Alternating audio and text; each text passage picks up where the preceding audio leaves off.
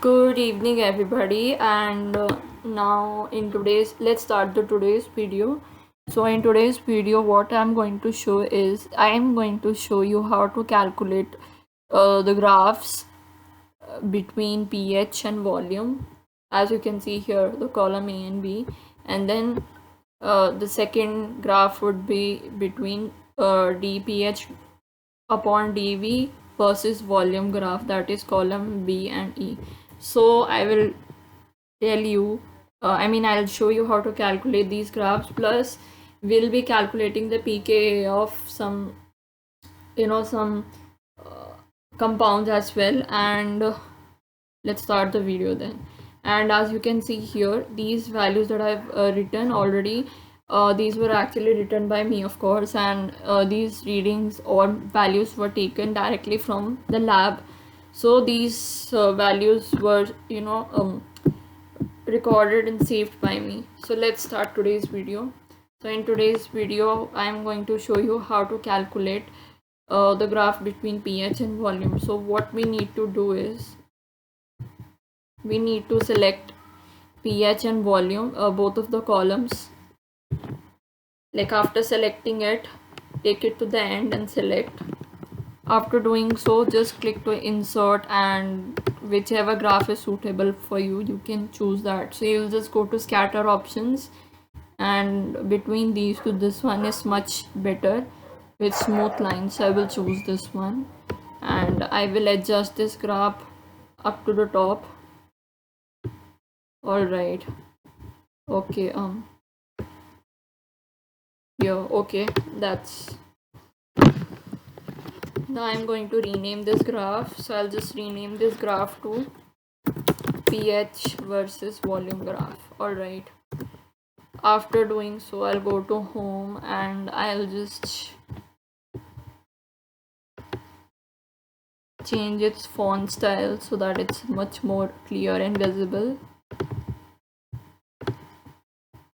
All right, and now I'll just go to access titles. As you can see here, in this graph, the y-axis here is our pH and the x-axis here is our volume. So I am going to rename the access titles, and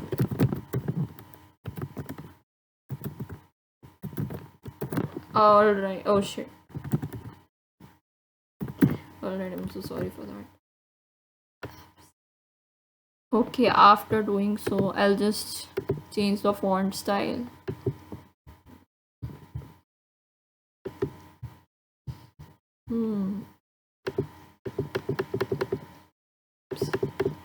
Alright, I guess it's visible, obviously. Now I'll change this. I'll change this one as well, and after doing so, I'll just choose Times New Roman, that's all. So this was my graph for pH versus volume, as you can see here. Now, as I told you, in my second case, I have to calculate the graph between dV. My bad. I have to calculate the graph between dpH divided by dV versus the volume. So what I'll do is I will select this column, select this entire column till the end. All right. Okay. After selecting this, I will.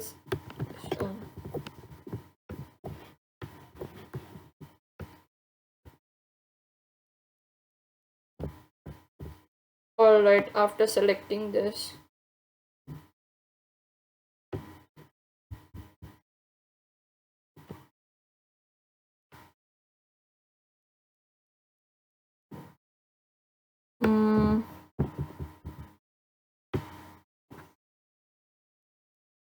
Cancel. I don't even know, like it's so far away, like just a second.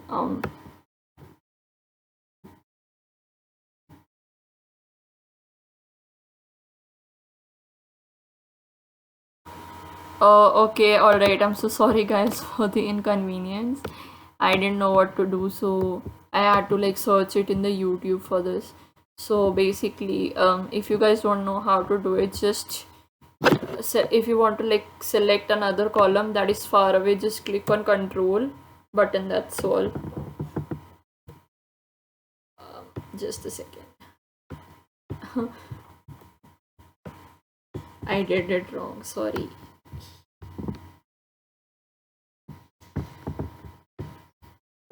So after clicking control, just click on this column. All right,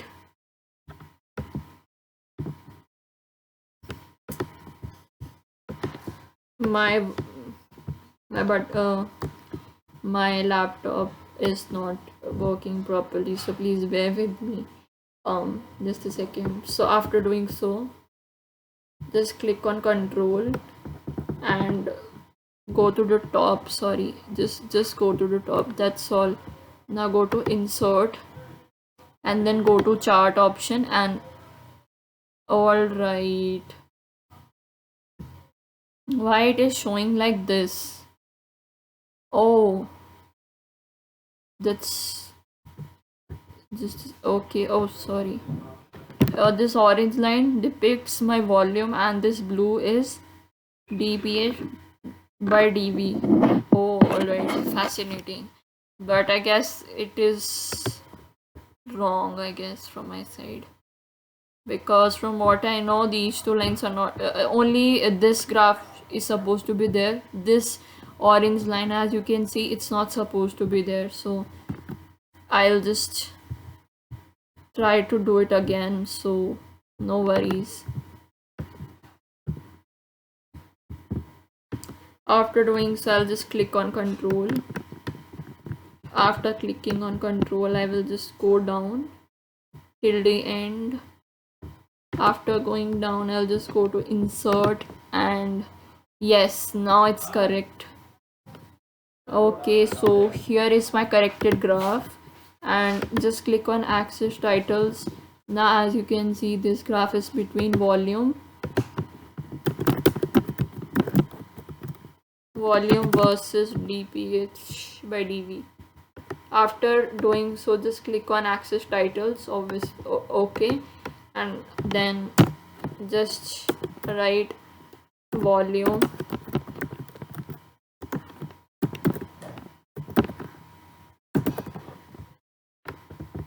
after doing so.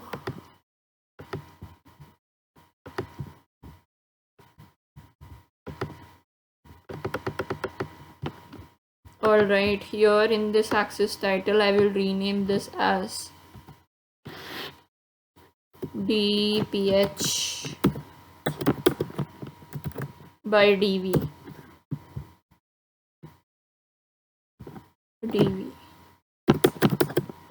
After doing so, I will. Alright, this is. It can be very like, it can become a hassle sometimes, but no worries. After doing so, just click on bold and go to Times New Roman. Okay, alright.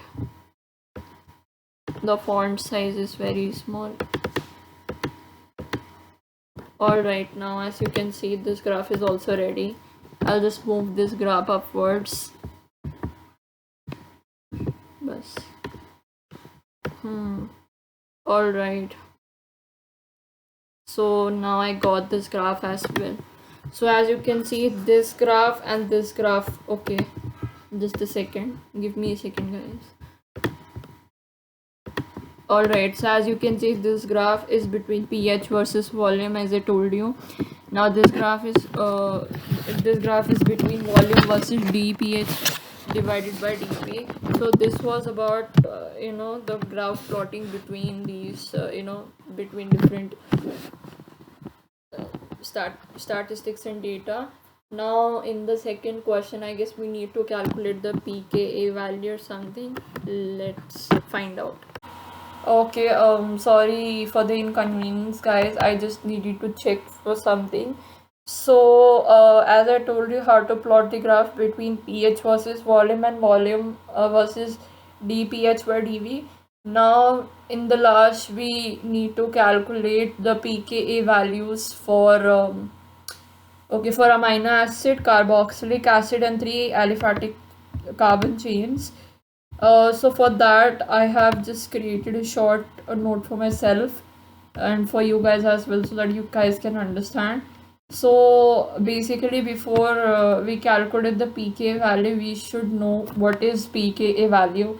So pKa value is nothing but it is a value that is used to indicate the strength of an acid. Alright, so pK is actually the negative log of the acid dissociation constant, and the lower the pK value indicates the stronger acid. So if my pK value is low, that means my acid is strong. So that is the lower value indicates the acid is more fully dissociated in water. So these values that I have written here, okay, so these are the original pKa values for amino acid, carboxylic acid, and carbon chain. So I'm going to write original values. Okay, sorry, original values, original pKa values, pKa. Alright, so after doing so, let's look at these pKa values and correspond it in the graph. So the first value after, that was the original value that I showed you guys. After me calculating the pKa values, I got my first pKa values between 2.16 and 2.7, between these two. So if I look these values in the graph, I will be getting in between 2.5. So this is 2 and this is 4. Let's suppose in between this is a 3. So in between 3 and 2.5 lie, in between 2 and 3 lies 2.5. So basically I'll be getting my pKa values here. So in this graph, this particular portion of this particular thing that I am showing you right now here is the value that I'm getting, pKa value that I am getting for amino acid, and that is 2.5. All right, now for carboxylic acid. So for carboxylic acid I calculated, and here as you can see I calculated and I got 9.05 as my pKa value for carboxylic acid, but and the original value is 9.04, so there's not much difference. So here if you can see, between 8 and 10 lies 9, so it is somewhere around here in this area or in this region, as you can see. So the value corresponds to 6 point what you can say 6, the volume which I'm getting, the corresponding volume that I'm getting is somewhere around 6.7 or 6.8, something like that, for carboxylic acid. And last but not the least, for the carbon chain, aliphatic carbon chain, I am getting my value, pK value, as pK value here between these two. The original pK value was 12.48. The original pK value was 12.48. So sorry, my bad. It was between 12.45. The pK value that I was getting was, after calculating, was, yes, it was 12.45. So 12.45, the corresponding volume for 12.45 will be somewhere around 15.4 or 15.5. So 12.45 will be somewhere here, because this one will be 13 in the center, so 12.15 will be somewhere around here. So we will be getting our pKa value for carbon 3 carbon aliphatic chain here, somewhere around in this region. So this was all about how to see the pk, how to calculate pk value, some basic idea about that, and how to see the pk values in these in the graph, and how to calculate the graph as well. So I had shown you pretty much everything. So that was all for my assignment. So now I would like to end it here. Thank you so much, everybody.